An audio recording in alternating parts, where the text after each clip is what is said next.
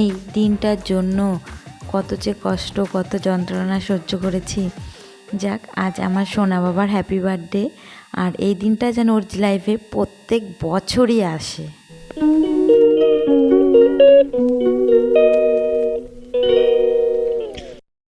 Hello guys, good morning, welcome back to my channel Shila লাইফস্টাইলে তোমাদের সকলকে ওয়েলকাম।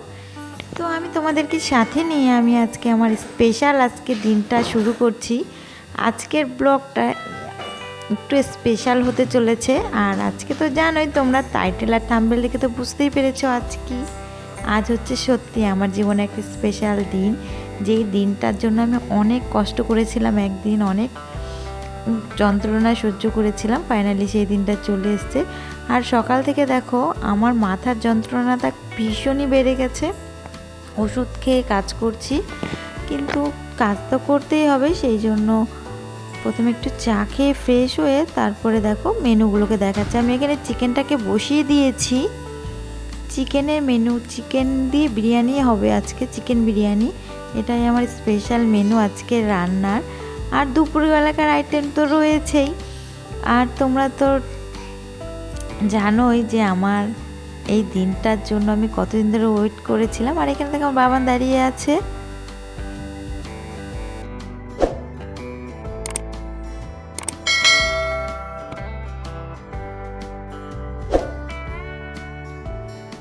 আর এই দিনটা আমার রান্নাবান্না করতে খুব ভালো লাগে। আমি চাইলে একজন হেল্পিং হ্যান্ড নিতে পারতাম, কিন্তু আমার নিজের হাতে মনে হয় আমি রান্নাটা করলে আমার বেশি ভালো লাগবে। সেই জন্য দেখে এখানে আমি ঘুগনিও ভিজিয়ে রেখেছি। আর এখানে দেখো দুপুরের আইটেমগুলো একটু একটু আছে। আর আমার চিকেনটাও রান্না হয়ে গেছে। আজ হচ্ছে স্পেশাল একটা মেনু করব, ফার্স্ট টাইম। আর চাটনিও করেছি। আর এখানে দেখো মসুরের ডাল আছে, আর রয়েছে এই যে সাজনা চচ্চড়ি করেছিলাম দুপুরে, আর করেছি মাছের ঝোল। যে মাংস খাবে না সে মাছের ঝোল দিয়ে ভাত খেয়ে নেবে। আর আমি এখানে দেখো স্পেশাল রান্না বিরিয়ানি করছি, কারণ আমার বাবানের জন্মদিনে বিরিয়ানি আমি ঠিক করেছি করবো। আর এখানে দেখো পায়েসের জন্য দুধটাকেও বসিয়ে দিয়েছি, আর সন্ধেবেলায় চাটাকেও আমি বসিয়ে দিয়েছি। তারপরে দেখো সবাই মিলে আমরা এখন চাটাকে খেয়ে একটু ফ্রেশ হয়ে কিছু রান্না বাকি আছে সেগুলোকে কমপ্লিট করব। তো আমার এদিকে বিরিয়ানি সমস্ত রান্না কমপ্লিট হয়ে গেছে। আর আমি এদিকে দেখো লুচিগুলোকে এক এক করে ভেজে নিচ্ছি, কারণ বাবানকে একটু তাড়াতাড়ি দিয়ে দিতে হবে, তা না হলে বাবান আবার ঘুমিয়ে পড়বে আর দুষ্টুমি করবে। আর বাবান যে এমন একটা কাণ্ড করবে আমি তো ভাবতেই পারিনি। এই ফার্স্ট টাইম, প্রথমবার জন্মদিনে বাবান এরকম কখনো করেনি, কিন্তু এবার যে করলো আমি একদম সেটাকে ভাবতে পারিনি। তারপরে দেখো মিষ্টি দিদিভাইয়ের সঙ্গে ও একটু রিলস বানিয়ে নিচ্ছে। এখন থেকে ও চুপচাপই বসে আছে, কিন্তু যখনই ওর কেক কাটার সময় হবে ওর যে কী যে হয়ে গেল আমি বুঝতেই পারলাম না। আর তোমাদেরকে কেকটা আমি একটু শেয়ার করলাম। আর তোমরা কিন্তু অবশ্যই বলবে আমার বাবানের কেকটা কেমন হয়েছে। এই যে আমার বাবানের কেক, তোমরা দেখো আর বলো যে আমার বাবানের কেকটা কেমন হয়েছে। আর তোমরা সবাই কিন্তু আমার বাবানকে অবশ্যই আশীর্বাদ করবে, কারণ আমি চাই আর লাইফের প্রত্যেকটা বছরে ওর এই দিনটা বারবার ঘুরে আসুক। আমি মন থেকে আশীর্বাদ করি ওর জন্য ভালো সুস্থ থাকে। আর এই গাড়িটাকে দেখছো, আর এখানে দেখছো একে, এ হচ্ছে আমার ভাস্তা ঋষভ। ওকে পেয়ে গেলে ওর আর কাউকে প্রয়োজন নাই। আর এই যে আমার মা একটু আদর করে দিচ্ছে। এটা তো জানোই, তখন আমি গাড়িটা কিনেছিলাম, তোমাদেরকে তো দেখিয়েছিলাম। এটা ওর বার্থডে গিফট আগেই কিনে এনেছিলাম, কারণ ওর পাপার যাওয়ার সময় হবে না আর। তারপরে দেখো ফাইনালি সেই সময়টা চলে এলো, যেটার জন্য আমি এতক্ষণ ধরে ওয়েট করেছিলাম। সারাদিন রান্নাবান্না করলাম, সবটাই গুছিয়ে নিয়েছি। এখন আমি আমার বাবানকে নিয়ে কেকটা কাটাবো। আর কেকটা যে কাটাবো, ও যে এত যে কান্না করবে আমরা সেটা ভাবতেই পারিনি। এত কান্না করে আবার। আর আমার বাবান যে হঠাৎ করে যে কেন কান্না করছে দেখো, এখানে দাঁড়িয়ে আছে কত হাসি খুশি। হঠাৎ করে যে কি হলো ওর কান্না শুরু করলো। এখানে বেশি কাউকে বলিনি, কয়েকজন নিজেরাই মিলেই আমরা বার্থডেটা সেলিব্রেট করছি।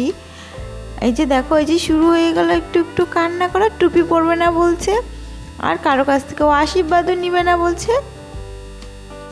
আর কেক দেখে যে হঠাৎ করে এতটা ভয় পেয়ে যাবে আমরা ভাবতেই পারিনি। তারপরে সবাই মিলে দেখো ছবি তুলছে, সুন্দর হাসি খুশি আছে।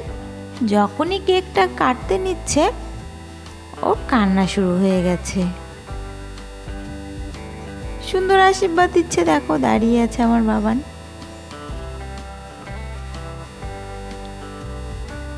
সুন্দর করে দাঁড়িয়ে আছে। তারপরে দেখো আমার মা আমার বাবানকে আশীর্বাদ করছে।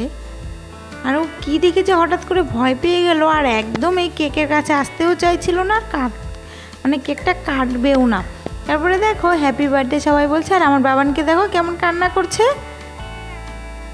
এইভাবে যে কান্না করবে আমি ভাবতেই পারি না। আর কেকটা ও ধরবেই না, দেখো কি করে আমি কাটাচ্ছি, কারো কাছে যাবে না, আমি ওকে নিয়েছি। তারপরে কি করব, আর মানে কেকও খাবে না, কিচ্ছু করবে না।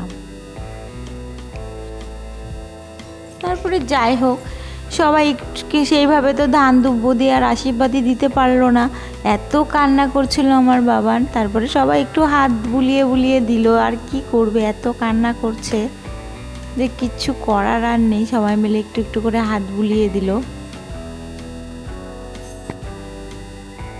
মানে ফার্স্ট জন্মদিনে ও এতটা কাঁদেনি, খুব হ্যাপি ছিল, কিন্তু এই জন্মদিনে যে হঠাৎ করে কান্না করছে আমি বুঝতে পারিনি। এত যে ও ভয় পেয়ে গেল, কী করে যে এতটা ভয় পেল আমি বুঝতেই পারিনি। পুরো সবাই মিলে ওকে একটু একটু করে আশীর্বাদ দিচ্ছে। আবার চকলেটটা আবার ঠিক নিয়ে নেবে, কারণ চকলেট তো ওর ফেভারিট। দেখো সুন্দর চকলেটটা নিলে তখন একটু আবার চুপ করলো, যেই আবার একটু কেকটা দেবো দেখবে আবার কান্না করছে। তো যাই হোক তারপরে সবাই মিলে কেক টেক কেটে সবাই খেয়ে সবাই মিলে খেতে বসে পড়লাম। খাবারটা তোমাদের সঙ্গে শেয়ার করা হয়নি, কারণ বাবান এত কান্না করছিল আর ভিডিওটা করার কথাই ভুলে গেছি। আর যতটা পেরেছি তোমাদের সঙ্গে আমি শেয়ার করলাম। তোমরা কিন্তু অবশ্যই কমেন্ট করে আমার বাবানকে আশীর্বাদ করবে। তারপরে সবাই একটু একটু দিচ্ছে, কিন্তু ভীষণই কান্না করছে, এতটা কান্না করবে আমি ভাবতেই পারিনি। তো যাই হোক আমি আমার ব্লগটাকে বেশি দূরে নেব না। আমার শরীরটা দুদিন খারাপের জন্য আমি তোমাদের সঙ্গে ব্লগটা ঠিকঠাক মতো শেয়ার করতে পারিনি, কিন্তু এখন একটু শরীরটা ভালো আছে। আর আমি আমার ডেলি ব্লগটা তোমাদের সঙ্গে আস্তে আস্তে শেয়ার করব। তো তোমরা কিন্তু আমার ব্লগ দেখে অবশ্যই জানাবে কেমন হয়েছে। তো সবাইকে খাওয়া দাওয়ার পরে আমিও রাত্রেবেলা খেতে বসে পড়েছি। তো আমি সবার লাস্টে খেতে বসে পড়েছি, সবার খাওয়া কমপ্লিট হয়ে গেছে, তখন রাত বেজে গেছে প্রায় 12টার কাছাকাছি। তো আমি আমার ব্লগটাকে এখানে স্টপ করলাম। তো তোমরা কিন্তু অবশ্যই কমেন্টে জানাবে কেমন হয়েছে।